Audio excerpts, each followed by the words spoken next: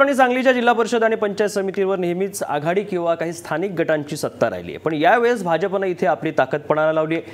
अनेक स्थानिक नेत्यांनी भाजपमध्ये प्रवेश केल्यामुळे भाजपचं बळ सुद्धा इथे वाढलंय। कोल्हापुरात एक जिल्हा परिषद आहे, त्यात 67 गट आहेत, त्यासाठी 322 उमेदवार रिंगणात आहेत, तर 12 पंचायत समित्यांमध्ये एकूण 134 गट आहेत, त्यासाठी 583 उमेदवार रिंगणात आहेत। कोल्हापूर आणि सांगलीच्या जिल्हा परिषद आणि पंचायत समितीवर नेहमीच आघाडी किंवा तिथल्या स्थानिक गटांची सत्ता राहिली आहे, मात्र यावेळी उत्सुकता आहे ती भाजपबाबत, कारण भाजपने इथे आपली ताकद पूर्णपणे पणाला लावलेली आहे। अनेक तिथले स्थानिक नेते जे आघाडी किंवा स्थानिक गटांचे नेते असतील त्यांनी भाजपमध्ये प्रवेश केला, त्यामुळे यावेळी चित्र बदलतं का याबाबत उत्सुकता आहे।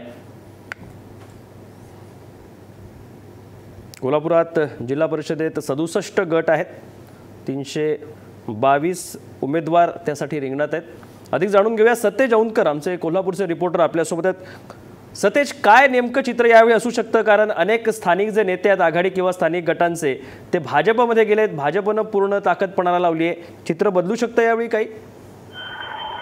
तर चित्र बदलते असं म्हणता येणार नाही, कारण तळागाळात काँग्रेस आणि राष्ट्रवादी असेल किंवा शेतकरी संघटना असेल यांचं जाळं खूप मोठ्या प्रमाणात आहे। कारण कोल्हापूर शहर वगळता जो ग्रामीण भाग आहे याच्यामध्ये पूर्वीपासून काँग्रेस आणि राष्ट्रवादी त्यासोबतच शेतकरी संघटना आहे, यांचे उमेदवार खूप ताकदीचे उमेदवार दिले गेले होते।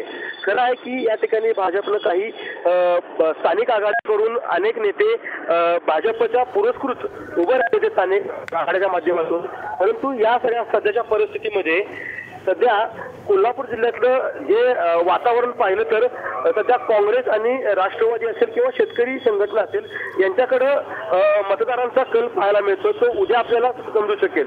परंतु जे काल मतदान झालेलं आहे हे खूप ईर्षेने मतदान झालेलं आहे, कारण टक्का देखील वाढलेला आहे। कोल्हापूर जिल्ह्याचे पालकमंत्री चंद्रकांत पाटील, काँग्रेसचे सतेज पाटील, आणखीन इतर जे पक्षाचे जे नेते आहेत राष्ट्रवादीचे हसन मुश्रीफ यांनी आपली संपूर्ण ताकद आहे ही पणाला लावली होती, कारण कोल्हापूर जिल्हा परिषद ही मिनी विधानसभा मानली जाते आणि त्यामध्ये सत्ता कायम ठेवणं हे काँग्रेसला खूप मोठं आव्हान आहे। त्या उद्देशानं काल खूप चांगलं मतदान झालेलं आहे आणि या ठिकाणी बरोबर आहे, चांगलं झालेलं मतदान नेमकं कोणाच्या पथ्यावर पडतं हे उद्या स्पष्ट होईल। धन्यवाद सतेज दिलेल्या माहितीबद्दल।